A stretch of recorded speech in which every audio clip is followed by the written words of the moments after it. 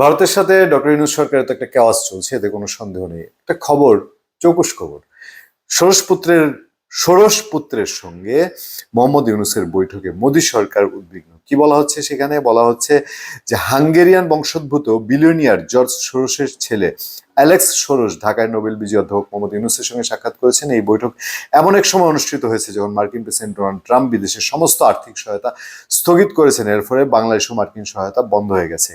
কেন এখানে ভারত অস্বস্তিতে, সেই কথাটা রিপোর্টে বলা হয়েছে যে মোহাম্মদ ইউনূস ওএসএফ এর কাছে অনুরোধ করেছেন যে তারা বাংলাদেশের অর্থনীতি পুনর্গঠনে সাহায্য করবে। এই শেখ হাসিনা পতনের পর ষোড়শ পুত্র সে ডক্টর ইউনূসের সঙ্গে দেখা করে বলেছিলেন, আমার বাবার পুরনো বন্ধু নোবেলজয়ী ডক্টর ইউনূসের সঙ্গে দেখা করে আমি আনন্দিত।